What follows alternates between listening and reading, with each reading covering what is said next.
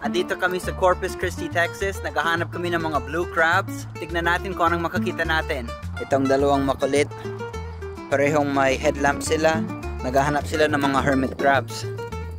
Nagko-collect lang sila ng mga shells dito sa gilid-gilid. Si Jess naman, ando doon siya. Tignan natin kung pwede natin siya i-zoom. Naghahanap siya ng blue crab. May dala siyang bucket tsaka net. Sana madami siyang nakukuha na blue crab. Mga 9 PM pala dito sa Texas, kaya madalim ngayon. Pero sabi nila ang pinaka best time para makakuha ng blue crab, mga ganitong oras hanggang madaling araw. Kaya kung wala kaming luck ngayon, baka babalik kami mamayang madaling araw. Tignan natin. Nakabalik na si Jess. Ito ang nakuha niya. Hala, ang dami oh. Ang lalaki nila. Ang bigat na ng ano. Wow! Tignan mo yan oh. Hala, grabe oh. Ang galing. Mga malalaki. Ayos. May nahuli si Shiro na maliit na fish. Hala, tinapon lang yan. Bye-bye fish. Grabe ah, nag-enjoy sila. Ganitong kaliit hindi pwede. Pero yung mga malalaki pwedeng-pwede. Yan ang maganda dito sa blue crab, unlimited. As long as 5 inches sila. Kaya more than 5 inches lahat yung mga kinuha ni Jess.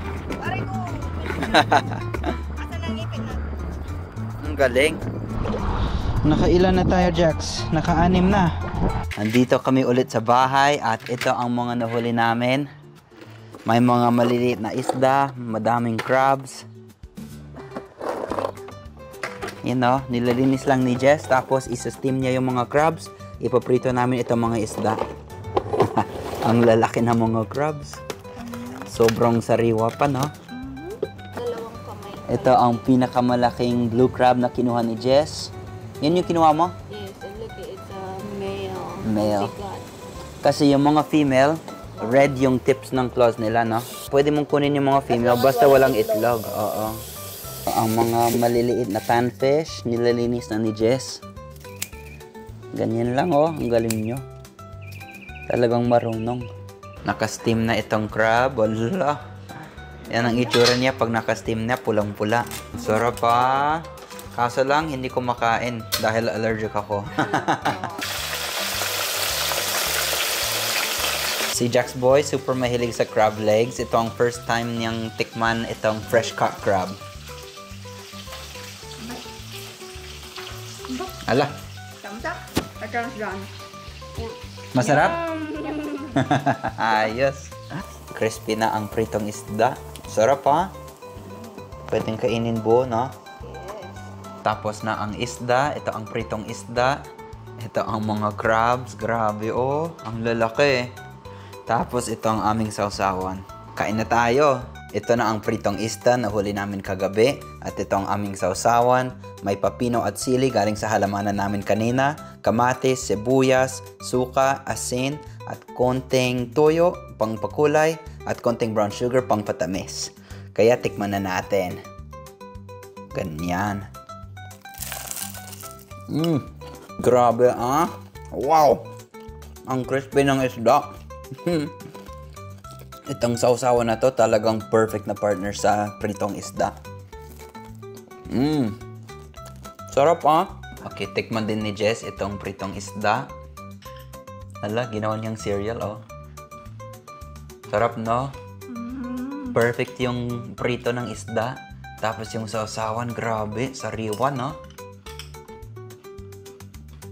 Sobrang sarap, di ako makapagsalita.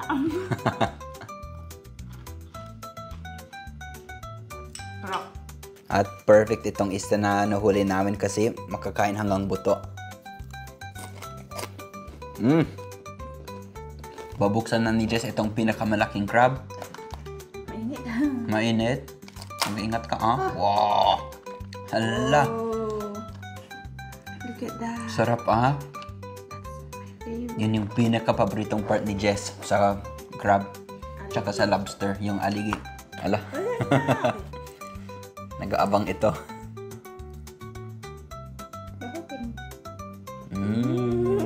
Sarap, Jax? Pot. Wow. Tapos,